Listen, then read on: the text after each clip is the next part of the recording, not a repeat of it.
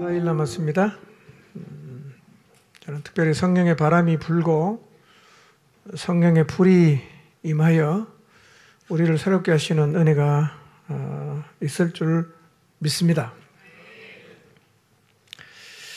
성령의 강력한 임재를 위해 기도하시고 특별히 구원의 역사가 있도록 기도하시기를 바랍니다. 특별히 영혼 구원과 관련해서 여러분 목장 식구나 가족 혹은 여러분의 마음속에 특별하게 부담이 되는 영혼이 있을 텐데요. 이번에 그 영혼이 구원의 은총을 좀 입을 수 있도록 간절하게 기도하시기를 바랍니다. 토요일날 복음 앞에 서는 사람 여러분 밴드에 보시면 알지만 100명이 넘었습니다.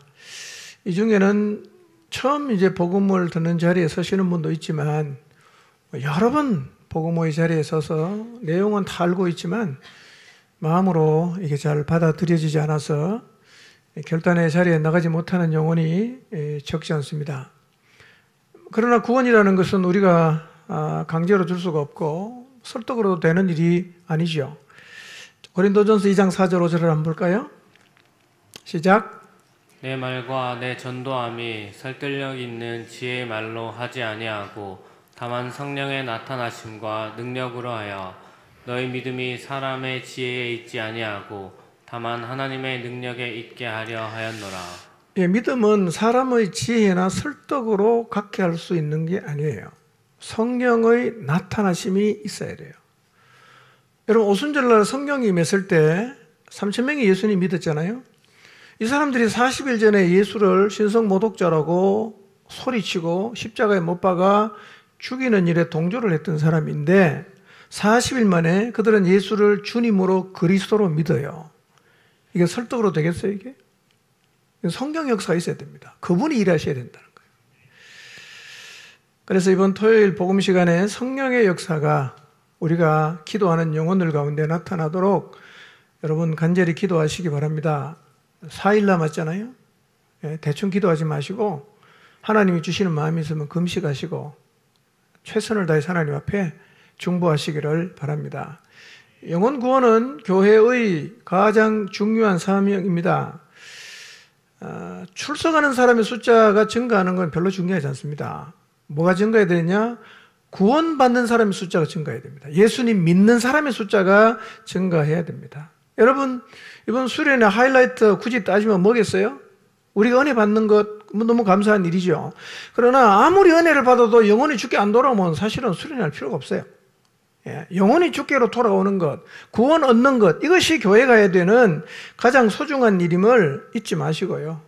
4일 남았지만 하여튼 여러분이 성령이 주시는 감동을 따라 최선을 다해 구원이 필요한 영혼들을 위해서 기도하시기를 바랍니다. 지난주 말씀을 잠깐 복습합니다. 자, 2장 1절 2절 상반절을 봅니다. 시작. 레위 가족 중 한 사람이 가서 레위 여자에게 장가들어 그 여자가 임신하여 아들을 낳으니. 자, 출애굽기 저자가 누구입니까? 모세입니다. 근데 모세가 자기 출생을 얘기하면서 자기 이름도 안 밝히고 부모 이름도 안 밝히죠? 몰라서 안 밝히는 걸까요? 그러지 않겠죠? 의도가 있어요. 무슨 의도입니까? 출애굽 역사의 주인공은 자기가 아니라는 거예요. 누구다? 하나님이시다. 예. 여러분 이스라엘 백성을 출애굽하는 과정에 모세가 헌신했습니까? 안 했습니까? 엄청 헌신했죠. 인생 다 드렸잖아요. 그렇지만 우리가 성경을 잘 보면 모세는 그냥 수종 들었을 뿐이고 실제로 출애굽 역사를 계획하시고 이끌어 가시는 분이 누굽니까? 하나님이세요. 하나님. 누구도 부인할 수가 없어요. 그래서요, 우리의 삶의 희생과 헌신이 들어가서 이루어진 하나님의 역사라 할지라도 그 누가 한 거예요? 우리는 다만 하나님이 시키는 대로 그냥 순종했을 뿐이고 그 일을 기획하시고 이끌어 가시는 분은 하나님입니다. 그래서 우리도 하나님 역사를 말할 때 우리 이름을 빼야 됩니다. 누구 이름 들어가야 돼요? 하나님 이름 들어가야 돼요. 모세의 부모는 모세를 낳고 모세를 토부했죠. 왕의 명령을 무서워하지 않고 석 달간 숨겼는데요. 이 모세 부모의 행위를 히브리서 11장 23절을 보면 믿음이라고 말하고 있습니다. 그러니까 모세는 부모의 믿음 때문에 생존할 수 있었어요. 모세는 부모의 믿음 때문에 생존할 수 있었어요. 물론 태어날 수도 있었겠죠. 셋째를 낳으면 모세가 태어납니다. 모세가 몇 번째죠? 세 번째. 셋째를 낳으면 누가 태어난다고요? 모세가 태어납니다. 셋째를 낳으면 모세가 태어납니다. 해보십시오.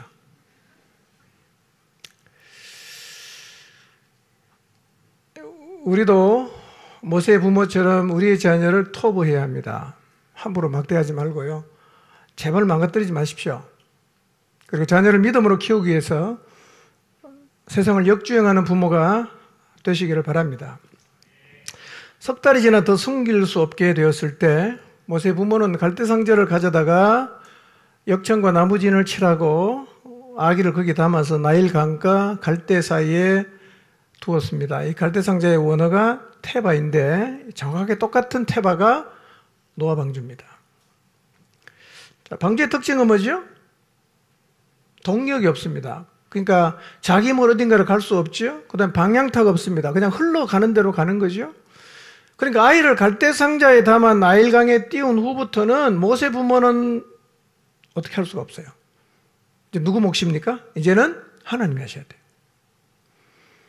테바에 실은 모세는 하나님께 맡겨야 합니다. 그리고 이제부터는 하나님이 역사하십니다. 여러분, 모세 부모가 갈대상자에 모세를 담아 나일강에 띄우면서 얼마나 기도를 했겠어요? 그냥 집어 던졌겠어요? 그렇지 않습니다. 얼마나 많이 기도했을지 우리가 상상할 수 있죠? 하나님 보호해 주세요. 하나님이 살려주세요. 얼마나 기도를 많이 했겠어요? 여러분, 우리도 우리의 자녀를 더는 보호할 수 없어서 세상에 내놓을 때가 와요.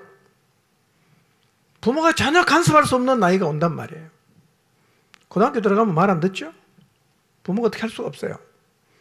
그때 우리도 우리의 자녀를 하나님께 맡기면서 테바에 담아 나일강에 던지는 모세 부모의 심정으로 하나님께서 그 아이를 보호해 주시고 지켜주시고 인도해 주시기를 간절히 기도해야 합니다. 부모가 더는 할 수 없을 때 그때부터 하나님의 역사가 시작됐어요. 우리는 할 수 있는 일은 순종해야 됩니다. 할 수 없는 일은 하나님께 맡겨야 돼요. 그때부터 하나님이 일하십니다. 모세를 하나님께 맡긴 후부터 하나님의 기적이 일어나죠. 테바를 나일강에 띄운 그날 공주가 목욕하러 나일강에 나왔습니다.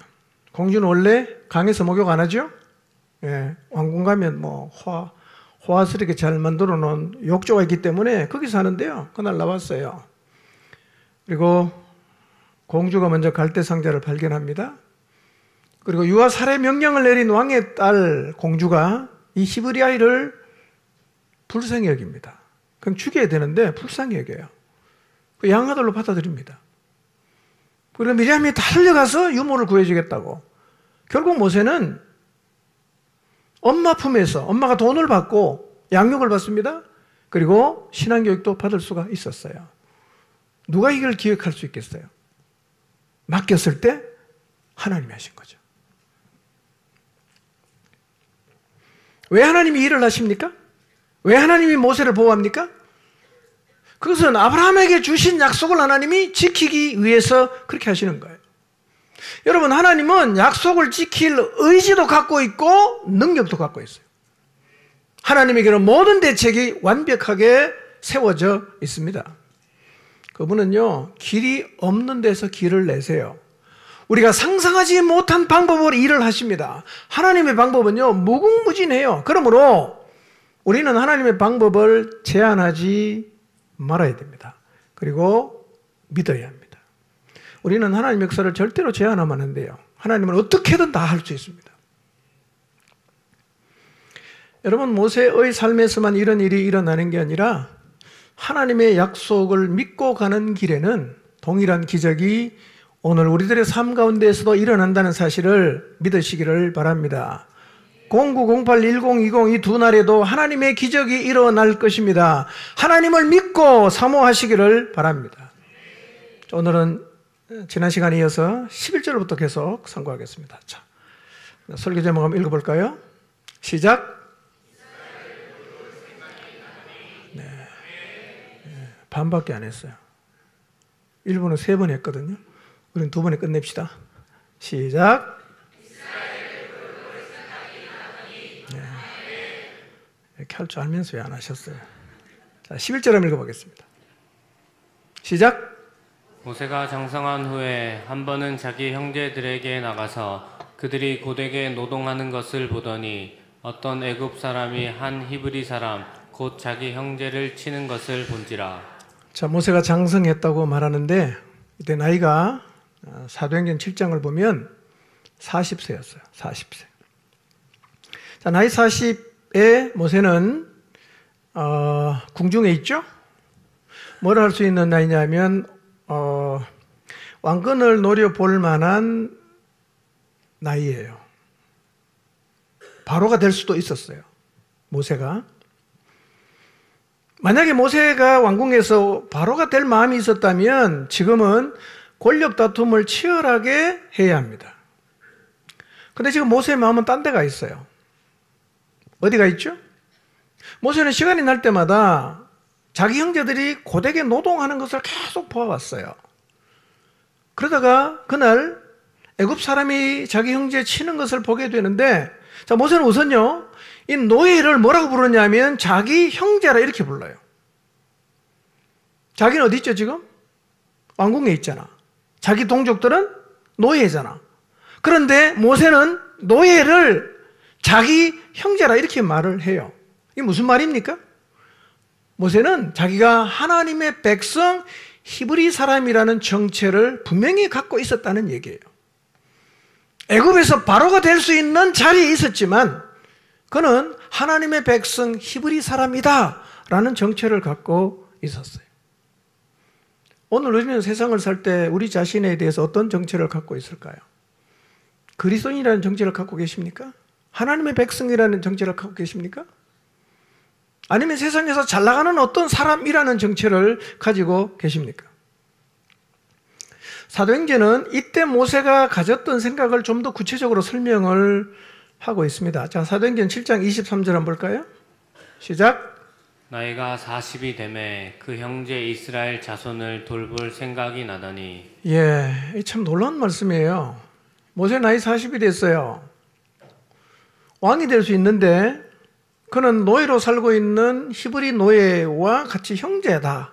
나도 히브리인이야. 이런 정체를 갖고 있었을 뿐 아니라 그 다음 뭐라고 얘기하고 있습니까? 형제 이스라엘을 돌아볼 생각을 했다는 거예요. 여러분, 왕의 위치를 노릴 자리에 있었던 이 모세가 노예로 살고 있는 형제를 돌아보아야겠다고 생각했다는 것은 놀라운 일이죠. 여러분, 모세 입장으로 한번 생각해 보세요. 그 노예로 살고 있는 이스라엘 백성과는 급이 다르지 않습니까? 그래서 모세는 왕궁에 살면서 야, 니네는 나랑 급이 달라. 그렇게 생각을 해서 노예로 살고 있는 동족을 외면하고 상관하지 않고 자신의 미래를 만드는 일에만 몰입할 수 있죠. 많은 사람이 그렇게 살아요. 이렇게 살기 쉬워요. 그런데 애굽의 왕위를 노릴 위치에 있는 모세는 왕이 되는 데는 별로 관심이 없고 노예로 살고 있는 자기 동족을 돌볼 생각을 하고 있었단 말이에요. 누가 이런 생각을 할 수 있겠어요? 자기가 누군지 정체가 분명한 사람이 이런 생각을 한단 말이에요. 우리가 세상에서 뚜렷한 정체를 가지고 살아가게 될 때 우리의 삶의 방식은 이런 정체가 없는 사람으로는 달라지는 거예요. 오늘 우리는 남보다 좀 높은 자리, 넉넉함을 누리는 자리, 영향력이 있는 자리에 있을 때 동족을 어떤 시각으로 우리 동료들을 바라보고 있을까요? 가난하고 어렵고 힘없게 사는 사람을 보면서 너는 나하고 급이 달라. 난 너하고 같이 못 놀아. 그런 태도를 갖고 있지 않을까요? 너는 나하고 종자가 달라. 우리가 예수님을 잘 믿고 하나님의 은혜를 누리고 있을 때 죄의 노예로 살면서 영원한 멸망을 향해 달려가고 있는 형제들을 돌보면서 우리는 어떤 생각을 하고 있을까요? 네 인생은 네 거니까 네가 뭐 그렇게 살다가 지옥 가든 난 상관없다, 이런 생각이십니까? 아니면 그들을 돌보고 그들을 건질 생각을 갖고 계십니까? 모세는 왕이 될 수 있는 자리에 있었지만 그 자신을 하나님의 백성인 히브리인이라는 정체를 가졌을 뿐 아니라 그 형제를 돌보아야겠다는 생각을 했다는 거예요. 자, 여기서 우리가 한 가지 생각해 볼 일이 있어요. 자, 모세 나이가 40이 돼서 형제를 돌보아야겠다는 생각을 했는데 이 생각이 좋은 생각입니까? 나쁜 생각입니까? 좋은 생각이 나쁜 생각이에요? 좋은 생각이죠? 좋은 생각이죠. 자기를 내려놓고 노예로 살고 있는 형제를 돌보겠다, 얼마나 좋은 생각이에요. 절대로 나쁜 생각 아닙니다. 그래, 하나님도 이 모세의 생각을 믿음이라고 인정을 하셨어요. 그런데 문제는 우리도 알듯이 이 결과가 좋아서야 나빴어요? 나빴잖아. 좋은 생각인데 왜 결과가 나쁩니까? 동족을 돌봤다는 거 얼마나 기특한 생각이에요. 믿음이잖아요. 왕위를 포기하고. 근데 그 좋은 생각이 왜 결과가 이렇게 나빠졌을까요?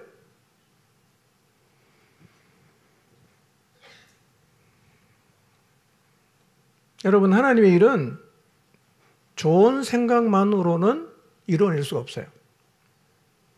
하나님의 일을 하려면 세 가지를 고려해야 됩니다. 하나는 좋은 생각이에요. 뜻이에요. 두 번째는 방법이에요. 세 번째는 때입니다. 세 가지가 다 있어야 돼요. 좋은 생각, 그리고 좋은 때, 그리고 좋은 방법. 세 가지가 다 있어야 돼요. 아무리 뜻이 좋아도 방법이 잘못되거나 때가 안 맞으면 뜻이 안 이루어집니다. 그리고 결과가 모세가 겪었던 것처럼 매우 황당할 수가 있어요. 모세는 좋은 뜻을 갖고 있었어요. 그러나 하나님의 방법과 때는 생각을 안 했던 것 같아요. 그냥 자기가 좋다고 하니까 그냥 해버린 거죠.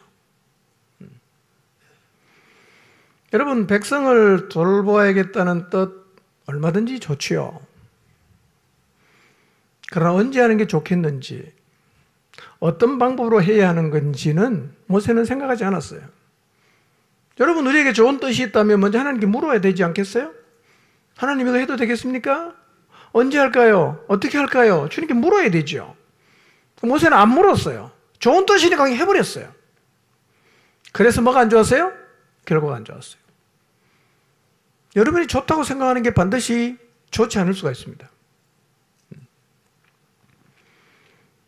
자, 출애굽기 2장 12절 14절 봅니다. 시작. 좌우를 살펴 사람이 없음을 보고 그 애굽 사람을 쳐 죽여 모래 속에 감추니라. 이튿날 다시 나가니 두 히브리 사람이 서로 싸우는지라. 그 잘못한 사람에게 이르되 내가 어찌하여 동포를 치느냐 하매 그가 이르되 누가 너를 우리를 다스리는 자와 재판관으로 삼았느냐. 내가 애굽 사람을 죽인 것처럼 나도 죽이려느냐. 모세가 두려워하여 이르되 일이 달로 되었도다. 자, 모세는 그날 고되게 노동하는 자기 형제 히브리 사람을, 애굽의 아마 작업 반장이겠죠, 때리는 것을 봤어요. 모세는 그 문제를 해결해 주는 것이 동족을 돌보는 일이라고 생각했어요. 그래서 갑니다, 현장에. 그리고 좌우를 이렇게 살펴보니까 사람이 없어요. 그래서 애굽 사람을 죽여버렸습니다. 40년간 배웠잖아. 무술 다 배웠잖아. 예. 여러분, 모세는 애굽 사람을 죽일 때 좌를 보고 우를 보고 다 봤어요. 아무도 없었죠? 모세는 굉장히 침착하게 했습니다. 가서 뭐 흥분해서 그냥 마구저로 때린 게 아니라 다 살펴봤습니다. 아무도 없는 걸 확인한 다음에 죽어서 모래에 묻었어요. 그러니까 모세가 한 군데는 안 쳐다봤어요. 어디를 안 쳐다봤죠? 위는 안 쳐다봤단 말이에요. 좌우만 봤어요. 그러니까 모세가 위를 쳐다보지 않았다는 말은 모세가 동족을 구해야겠다는 좋은 생각을 한 건 맞는데 어떤 방식으로 언제 해야 될지를 하나님께 묻지를 않았다는 얘기입니다. 기도를 안 했다는 거죠. 여러분, 우리는 무슨 일을 하든지 간에 좌우만 보지 말고 어디도 봐야 됩니까? 위를 봐야 돼요. 아무리 선하고 좋은 생각이어도 먼저 하나님께 물어봐야 됩니다. 뜻이 좋다고 묻지 않고 내가 원하는 방식으로 하면 우리가 모세가 겪었던 이 실패를 반복하게 됩니다. 모세는 애굽의 모든 학문과 무술을 다 배웠어요. 권력도 갖고 있죠. 굉장히 모세는 자신만만했을 것입니다. 그러나 이스라엘 백성을 돌보고 구원하는 일이 하나님의 소관이라는 사실을 모세는 잊어버린 것 같아요. 그래서 하나님께 기도해야겠다는 생각을 모세가 못했던 것 같습니다. 여러분, 그렇기 때문에 기도하지 않는 열정, 기도하지 않는 좋은 생각, 기도하지 않는 의협심은 굉장히 위험한 거예요. 여러분이 좋아한다고, 여러분이 좋다고 생각한다고 마구잡이로 설치면 여러분, 공동체는 엉망이 돼요. 이게 굉장히 위험한 거예요. 여러분, 근데요, 모세는 동족을 돌보기 위해서 사람을 죽였을 때 이렇게 생각했어요. 자, 사도행전 7장 24절 25절 한번 보겠습니다. 시작. 한 사람이 원통한 일을 당함을 보고 보호하여 압제받는 자를 위하여 원수를 갚아 애굽 사람을 쳐 죽이니라. 그는 그의 형제들이 하나님께서 자기의 손을 통하여 구원해 주시는 것을 깨달으리라고 생각하였으나 그들이 깨닫지 못하였더라. 자, 모세는요, 좌우를 살피고 애굽 사람을 쳐 죽일 때 어떤 생각했어요? 형제들이 하나님께서 자기의 손을 통해서 이스라엘을 구원하시구나 하는 것을 깨달을 거라고 생각했다는 거예요. 그렇다면 모세가 그런 생각을 했다면 모세가 애굽 사람을 죽일 때 어떤 마음으로 죽였겠어요? 아하, 하나님이 드디어 나를 통해서 이스라엘 민족의 구원의 역사를 시작하시는구나 라고 생각했겠죠.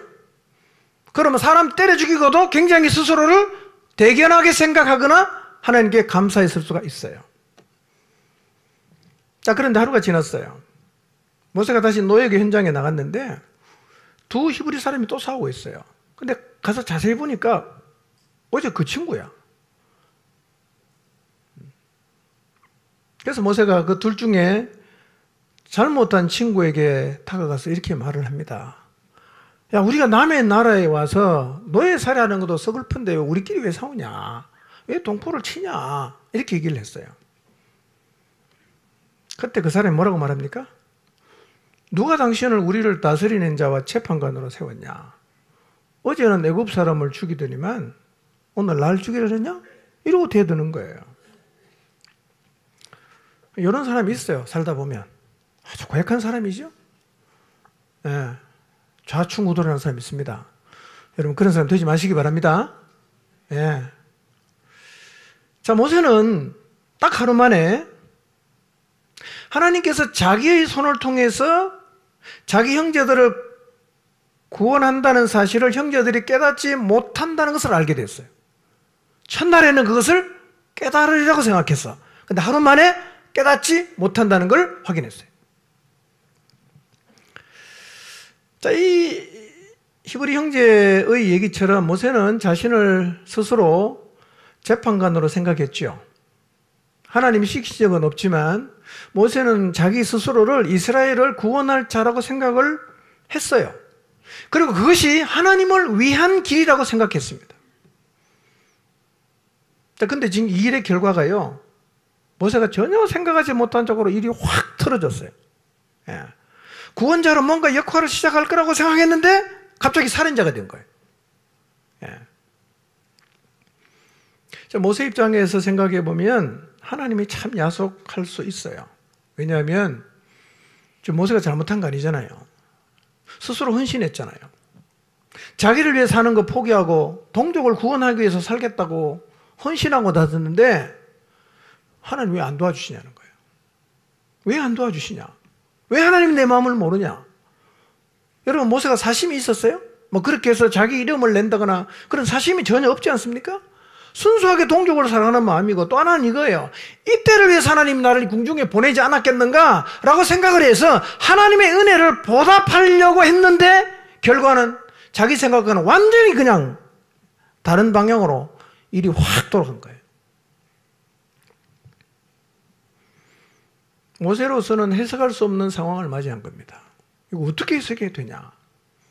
나 정말 사심없이 선의로 일을 시작했는데 갑자기 도망자 신세가 된 자신의 처지가 설명이 안 되는 거죠. 그 도망을 가면서도 모세의 마음에는 하나님을 향한 실망감이 굉장히 많았겠죠. 정말 순수한 마음으로 하나님을 위해 살겠다고 나선 자기 자신을 보호해주지 않는 하나님에 대한 실망, 그리고 동족을 도우려는 자기 마음을 몰라주고 되려 고발했던 그 히브리 청년, 그 친구, 모세의 마음속에 굉장한 이 배신감이 있었을 거예요. 부글부글 끓었겠죠. 그러나 이 일은 200만이 넘는 백성을 광야로 이끌면서 모세가 장차 겪게 될 반역과 불평과 원망과 배은망덕함을 담아내기 위한 품을 만드는 시간이 되었을 것입니다. 이 모세 행동을 히브리서는 이렇게 말하고 있어요. 11장 24절 25절입니다. 시작. 믿음으로 모세는 장성하여 바로의 공주의 아들이라 칭함받기를 거절하고 도리어 하나님의 백성과 함께 고난받기를 잠시 죄악의 낙을 누리는 것보다 더 좋아하고. 자, 바로의 공주의 아들이라 칭함을 거절한 것을 성경 뭐라고 얘기합니까? 믿음이라고 말하는 거예요. 그게 믿음이에요. 모세는 믿음이 있었어요. 나이 40이 되어서 형제들을 돌봐야겠다 생각을 하고 노예계 현장에 가서 자기 형제인 히브리 노예를 괴롭히는 애굽인을 죽였어요. 이건 뭡니까? 모세가 자기를 히브리인이라는 정체를 밝힌 행위였고요. 그 다음 뭘 부인하는 거예요? 바로의 아들됨을 부인하는 행위였단 말이에요. 그걸 성경은 뭐라고 말합니까? 그걸 믿음이라고 그러는 거예요. 그냥 있으면 그 궁중에서 온갖 부귀영화를 누리며 살 수 있어요. 그러나 형제를 구원하기 위해서 스스로 그걸 포기했다는 거죠. 하나님은 이 모세의 믿음을 보셨어요. 하나님 모세의 중심을 보고 계셨어요. 결국 모세를 쓰시지 않습니까? 자, 그러나 히브리 노예의 고발로 모세의 살인이 탄로가 나는데요. 자, 이 출애굽기 2장 15절에서 17절을 봅니다. 시작. 바로가 이 일을 듣고 모세를 죽이고자 하여 찾는지라. 모세가 바로의 낯을 피하여 미디안 땅에 머물며 하루는 우물 곁에 앉았더라. 미디안 제사장에게 7달이 있었더니 그들이 와서 물을 길어 그 위에 채우고 그들의 아버지의 양떼에게 먹이려 하는데 목자들이 와서 그들을 쫓는지라. 모세가 일어나 그들을 도와 그 양떼에게 먹이니라. 자, 모세가 애굽 자급 반장을 죽였다는 소문이 바로의 귀에 들어갔습니다. 그리고 바로는 모세를 찾아서 죽이려고 하죠. 여러분, 애굽에서 왕과 왕의 가족들은 거의 절대 권력을 행사했어요. 모세가 비록 양자이긴 하지만 애굽의 왕자였던 모세가 사람 하나 죽인 것 자체는 별 문제가 되질 않아요. 그런데 이 모세가 사람을 하나 죽인 것 때문에 도망을 해야 될 정도가 된 이유가 있어요. 그것은 애굽의 정치 상황 때문에 그렇게 된 거죠. 자, 지금 역사 얘기를 조금 할 텐데요. 여러분이 제가 쉽게 설명할 테니까 한번 잘 알아들어 보려고 노력해 보시기 바랍니다. 이름이 헷갈릴 뿐이지 되게 얘기가 단조로워요. 제가 이 그림을 그리라고 했는데 제가 못 받아갖고 저녁에 한번 보여줄지 모르겠습니다. 자, 모세를 양자로 삼았던 공주 이름이 뭐였죠? 하셉수트입니다. 하셉수트. 모디아도 괜찮습니다. 하셉수트가 누구냐면 두 사람만 기억하세요. 하셉수트하고 투트모스입니다. 투트모스의 무남 동료가 하셉수트예요. 그런데 투트모스 1세가 죽었어요. 이 투트모스가 하셉수트의 아빠지요. 그런데 아빠가 딸밖에 못 낳고 죽었어요. 그렇게 투트모스 1세가 죽고 난 다음에 투트모스의 사위 하셉수트의 부인이, 남편이 투트모스 2세가 돼요. 그러니까 하셉수트의 아버지가 투트모스 1세고 그 다음에 남편이 투트모스 2세예요. 그럼 투트모스 2세하고 하셉수트가 결혼했는데 여기도 딸밖에 못 낳았어. 딸이 일찍 죽었어요. 그러니까 이게 왕위가 승계가 안 되잖아. 그러니까 투트모스 2세가 궁녀랑 결혼을 해서 남자를 낳았어요. 얘가 투트모스 3세가 돼요. 자, 그런데 투트모스 2세가 일찍 죽어요. 그러니까 하셉수트가 바로가 되어서 섭정을 한단 말이에요. 그러면 이 투투모소 3세는 나이가 어리고 궁녀 아들이잖아. 그럼 하세수토가 남편이 일찍 죽었으니까 모세를 땡기면 왕이 되겠어요, 안 되겠어요? 충분히 되죠. 바로가 된단 말이에요. 근데 이제 이게 셈족이잖아. 얘는 함족이고. 그래서 섭정을 하고 있던 차에 투투모소 3세가 나이가 들어서 왕이 돼요. 그러니까 투투모소 3세는 누가 부담스럽겠어요? 모세가 부담스러운 거. 언제든지 치고 올라오면 위험할 수 있잖아. 그런데 어떤 소문이 들냐면 이 모세가 셈족이잖아. 근데 이전에 셈족이 그 바로였을 때, 정권을 잡고 있을 때 총리가 누구냐면 요셉이잖아. 그러니까 그게 함족이 아니란 말이에요. 근데 함족이 잡았는데 이 모세가 함족 편이 아니고 누구 편입니까? 셈족 편이잖아. 그러니까 어떡하죠? 이걸 갖다가 정치 쟁점한 거예요. 저 친구가 우리를 죽이고 셈족인 히브리 사람을 살렸다. 이렇게 정치 쟁점을 하니까 모세는 잡히면 죽겠죠. 그러니까 어떻게 해야 돼요? 도망가야 되는 거예요. 사람 한 명 죽었다고 도망간 게 아니라 이 정적이니까 이걸 제거를 안 하면 자기 자리가 위험하니까 사건이 터지니까 그냥 부풀려 갖고 모세를 죽이려고 하는 거죠. 설명이 이해가 됐습니까? 예. 하셉수트하고 투토모스만 기억하면 돼요. 자, 그래서 모세가 어디로 도망가죠? 미디안으로 도망갔어요. 미디안이 어디 붙었는지를 잘 모르면 이 말이 이해가 안 되는데요. 미디안은 굉장히 먼 곳이에요. 자, 지도를 한번 보여드릴까요? 저만큼 멀어요. 저만큼. 직선 거리가 600km입니다. 근데 길이 저렇게 직선으로 납니까? 많이 본 사람 1000km로 봅니다. 1000km를 걸어서 도망간 거예요. 왜 저만큼 도망갔을까요? 애굽의 영향력이 미치지 않는 곳까지 도망가려고 하니까 저까지 도망간 거예요. 엄청 멀리 도망갔죠?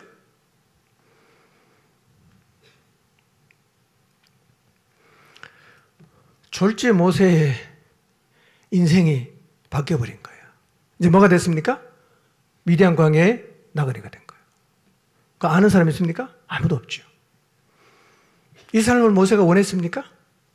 이 삶을 모세가 계획했습니까? 전혀 본인이 원하지 않고 계획한 적이 없어요. 근데 지금 거기 서 있어요. 여러분, 가끔씩은 우리 인생도 하나님께서 전혀 예상하지 못한 것으로 이끌어 가실 때가 있어요.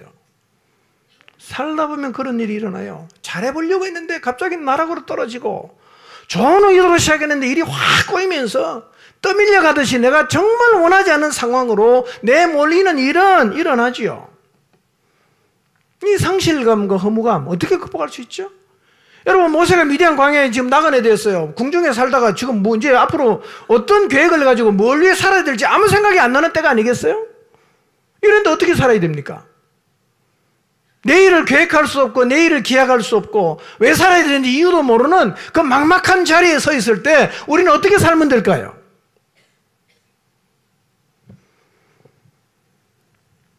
여러분, 이 자리에 우리가 서 있을 때 우리가 할 수 있는 최선은 그냥 하루하루를 잘 살면 돼요. 오늘 그냥 잘 살고 내일 그냥 잘 살고 그렇게 살면 돼요. 갑작스럽게 여러분이 원하지 않는 자리로 내몰렸을 때 그것이 우리가 해야 되는 최선이에요. 하나님 앞에서 오늘을 최선을 다해 사십시오. 왜 사는지 몰라도 내일 또 최선을 다해 사십시오. 뭘 할지 잘 몰라도 모레 또 그냥 하나님 앞에서 최선을 다해 살면 되는 거예요. 자, 이렇게 미디안에 도착한 모세는 미디안에 있다가 하루는 우물가로 나갔어요.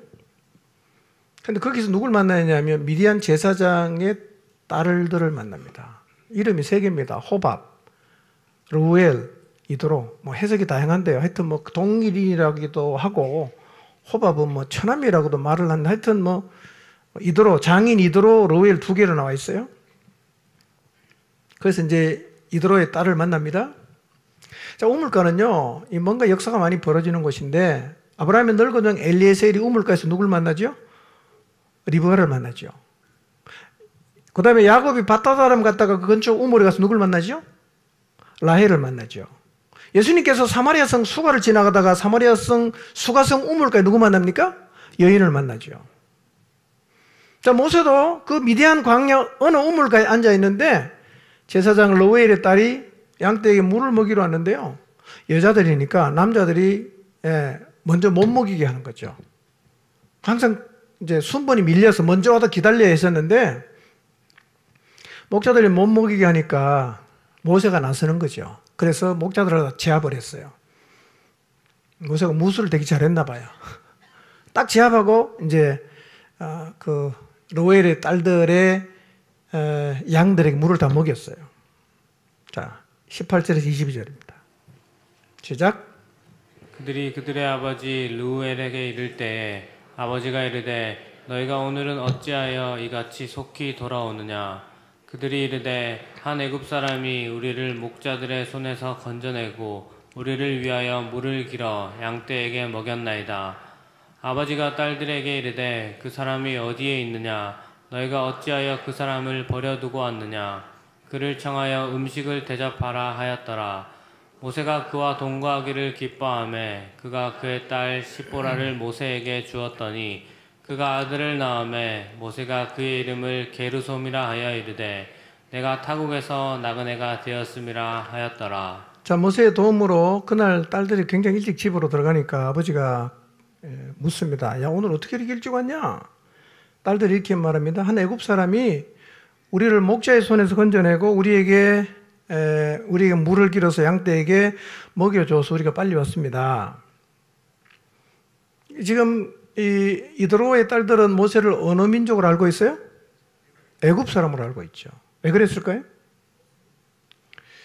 뭐 40년 동안 왕실에서 교육을 받았으니까 애굽화 되었을 수도 있고요. 도망갈 때 무슨 옷 입었겠어요? 애굽 왕자 옷 입고 도망갔겠죠. 그럼 금방 보니 어떤 사람으로 보입니까? 애굽 사람으로 보였겠죠. 예. 어떤 애굽 사람이 도와줬습니다. 이렇게 얘기를 했어요. 아버지가 딸들에게 말합니다. 그 사람이 어딨냐? 왜 그런 사람 버려두고 왔냐? 불러다가 음식 대접해라. 그 딸들이 또 나갔겠죠. 우물가로. 그래 가서 모세를 만나서 집에 데리고 왔어요. 사실은 모세가 지금 미디안 광야에 도망왔지만 이제 뭐 어디가 살아야 될지 뭐하고 살아야 될지 정말 막막하지 않습니까? 그 우물가에 누굴 만났냐? 그 이드로의 딸들을 만났어요. 그리고 아버지가 또 이제 모세를 굉장히 환대를 해주죠. 갈 곳이 없는 모세는 굉장히 기뻐합니다. 거기서 살아요. 그러다가 결혼까지 했어요. 아내 이름 뭐죠? 시보라죠. 시보라. 예. 여자가 좀 강해요. 예. 뭐 성경에 안 나와 있는 제가 보니까 좀 강한 여자인데 어떻게 강한 여자가 수련회 때 말씀드리겠습니다. 자, 그래서 이드로의 집에 가서 시보라랑 결혼해갖고 이제 거기서 살게 됐잖아요. 이런 거예요. 지금 모세는 하나님이 자기를 버렸다는 생각을 충분히 할 수 있어요. 내가 하나님을 위해서 이렇게 헌신하려고 했는데 왜 이렇게 날 안 도와주냐? 이제 그렇게 생각을 했는데 미디안에 가보니까 하나님이 딱 준비한 게 있잖아. 준비한 게 있잖아. 이드로, 그 다음에 와이프도 다 준비해놨지 않습니까? 그래서 모세의 중간기 삶이 그렇게 시작이 되는 거예요. 40년이. 이런 얘기입니다. 어느 자리에도 하나님의 은혜가 있어요. 혹독한 훈련을 받는 중에도 하나님의 은혜는 멈추는 법이 없다는 거예요. 여러분, 우리의 삶 어떤 순간에도 하나님의 은혜는 다함이 없이 끊임없이 우리에게 부어진다는 사실을 잊지 마시기를 바랍니다. 고난 중에도 하나님 은혜가 있어요. 진노 중에도 하나님 은혜가 있습니다. 예.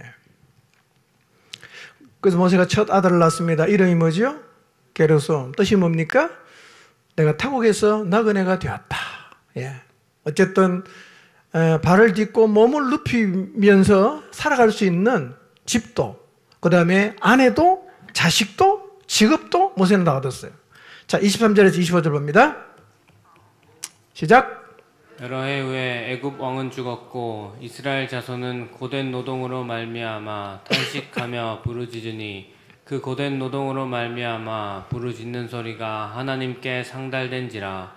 하나님이 그들의 고통 소리를 들으시고 하나님이 아브라함과 이삭과 야곱에게 세운 그의 언약을 기억하사 하나님이 이스라엘 자손을 돌보셨고 하나님이 그들을 기억하셨더라. 자, 여러분 23절을 잘 보세요.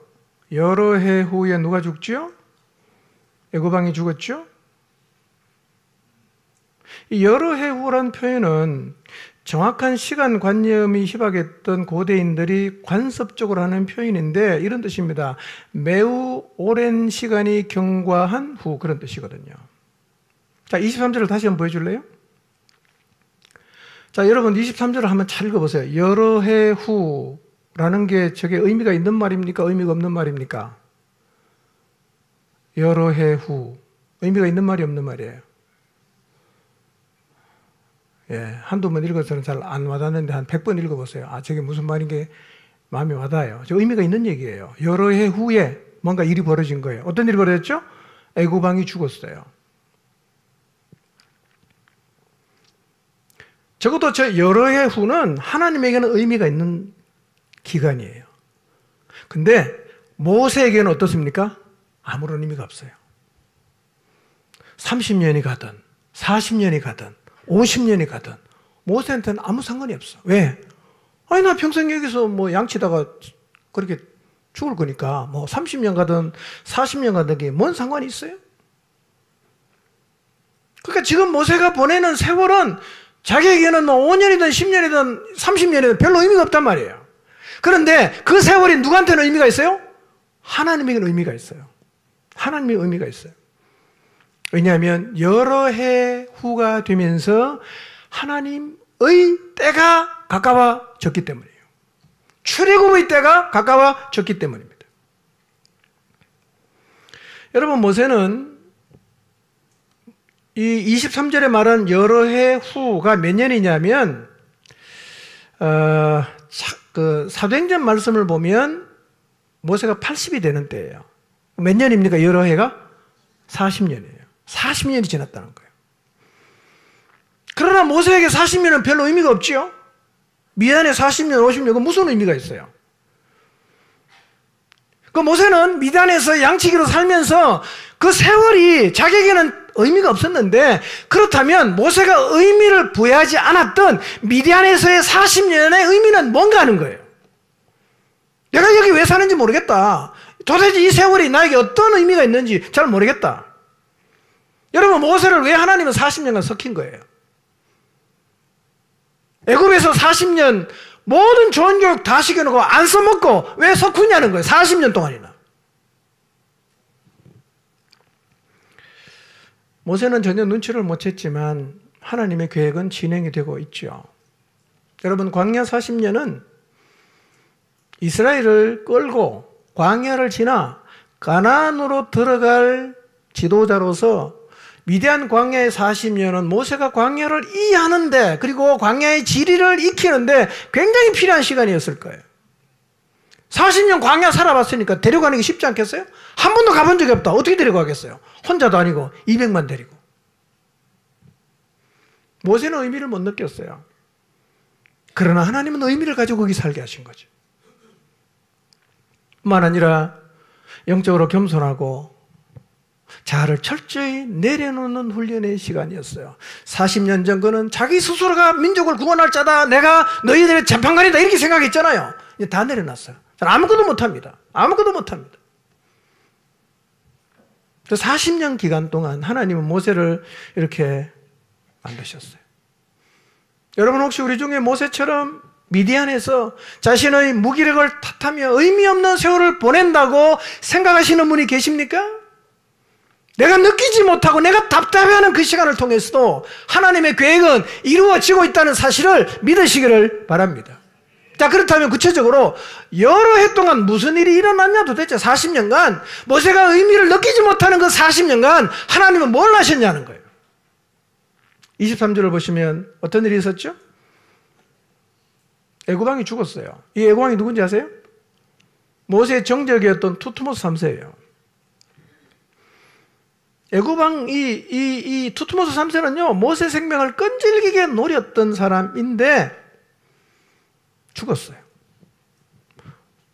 모세가 애굽으로 돌아갈 때 가장 마음에 부담이 있던 게 뭐였겠어요? 이 투트모스 3세야. 제가 살아있어 못 돌아가는 거예요. 죽일 텐데. 못 간다 그러는 거죠. 난 못 갑니다, 하나님. 아시잖아요. 그놈이 날 죽일 텐데. 이 너무 마음의 부담이에요. 그런데 투트모스 3세가 언제 죽냐면 BC 1448년에 죽어요. 근데 모세가 소명을 받고 애국에 간 날이 언제냐면 BC 1447년입니다. 기가 차죠? 딱 죽으니까 보내는 거예요. 하나님 다 알고 계신다는 겁니다. 그래서 모세와 출애굽을 놓고 대결한 왕이 누구냐면 투트모스 3세 아들인 아메노텝 2세예요. 아메노텝 2세. 자, 그러니까 지난 40년간 어떤 일이 벌어졌어요? 투트모스 3세가 죽었어요. 모세가 준비됐어요. 또 하나 더 있어요. 뭘까요? 이스라엘 백성이 고된 노동으로 탄식하고 부르짖었어요. 뭔 얘기냐? 여러분, 애굽이 살기 편하면 그 사람들이 왜 나가려고 하겠어요? 안 나가려고 하겠죠. 우리 여기 눌러 살자기 좋다. 근데 고난이 계속 되니까 이제 어떤 생각합니까? 이제 제발 나가고 싶다. 라는 생각을 백성들이 했다는 거예요. 몇 년 동안? 40년 동안. 오랜 후에라는 모세가 전혀 의미를 느끼지 못했던 그 시간에 이런 일들이 일어났어요. 누구는 알고 있어요. 무슨 일이 벌어졌는지 하나님은 알고 계신단 말이에요. 여러분, 이스라엘 백성이 부르짖는 소리를 하나님이 기억했다는 말은 그때 하나님 아이고 미안하다 까먹었다 이렇게 기억했다는 의미가 아니고요. 이제 그 계획을 실행할 때가 됐다 그런 의미입니다. 진짜 출애굽의 모든 분위기가 다 준비됐어요. 다 준비됐어요. 여러분, 하나님의 계획이 이루어가는 패턴이 이런 거예요. 우리가 제일 원하는 건 뭐죠? 빨리빨리입니다. 빨리빨리. 우리는 뭐든지 빨리빨리 되길 원하죠. 고난도 잠깐 하다 빨리빨리 없어지길 원합니다. 그러나 하나님은 우리에게 고난을 주시면 그냥 안 걷어가시고요. 돌아설 때까지 계속 줍니다. 이게 하나님의 패턴이에요. 우리가 고난이 오면 하나님께 기도하지만 고난이 사라지면 계속 기도한 그 패턴 유지가 됩니까? 안 되죠? 가정에 어려운 문제 생기면요. 갑자기 막 새벽 예배 나오고 막 금식하고 지하실 가서 막 기도합니다. 해결돼 보세요. 2, 3년 지나면 다시 옛날로 가버립니다. 우리의 걸음을 하나님이 다 아십니다. 하나님의 기대는 뭐냐? 완전히 돌아서는 겁니다. 완전히 바뀌는 거예요. 그렇기 때문에 하나님은 우리를 때로는 고난의 자리에 오랫동안 두시는 거예요. 건져내면 다시 옛날로 돌아가니까 그냥 가만 담궈놔요. 이게 하나님 패턴이에요. 여러분, 모세가 태어날 때부터 이스라엘 백성 고난 당했잖아요. 지금 모세 나이 몇 살입니까? 80살. 몇 년간 힘든 거예요? 80년간 힘든 거예요.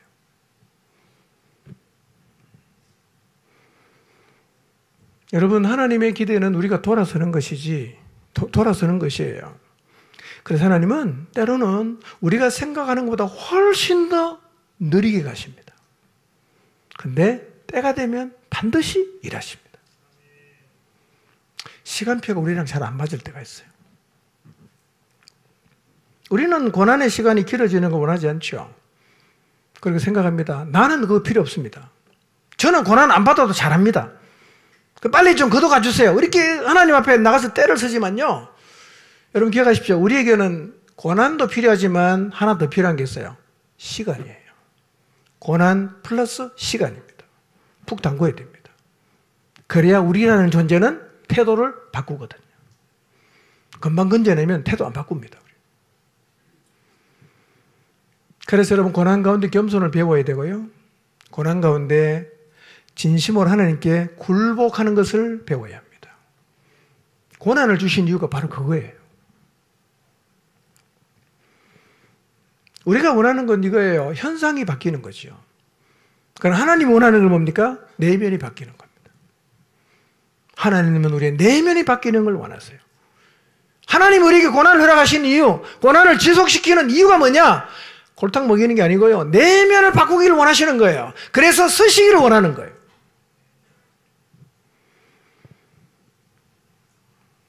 고난의 시간을 지나고 있다면 견디는 것만 하지 마시고요. 내면을 바꾸시기를 바랍니다. 고난은 고난으로 끝나질 않아요. 고난을 통해 나를 만드시고 하나님은 우리에게 주신 약속을 이루어 가십니다. 여러분, 이스라엘을 돌보겠다는 좋은 생각을 했지만 모세가 미디안의 도망자로 살고 있지 않습니까?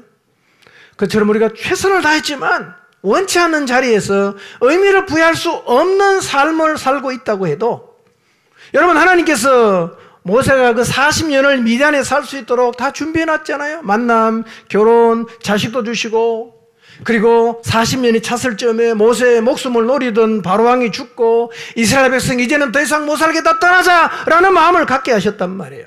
그러니까 모세 자신이 의미를 느끼지 못하는 그때에도 하나님 역사는 계속 진행되었다는 얘기란 말이에요.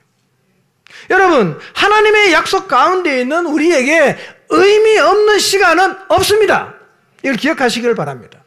하나님은 지금도 우리에게 주신 약속을 기억하고 계시고 그 하나님의 약속을 이루어 가시기 위해서 쉬지 않고 일하고 계신다는 사실을 믿으시기를 바랍니다. 어쩌면 우리도 여러 해 후에 이루어져 있는 하나님의 약속을 보게 될 것입니다. 그러므로 의미를 느낄 수 없고 어떤 것도 계획할 수 없는 자리에 혹시 서 있다고 해도 하나님을 기억하고 은혜로 이끄시는 그 하나님과 함께 하루하루를 믿음으로 살아가시기를 주님의 이름으로 축원합니다. 기도합니다.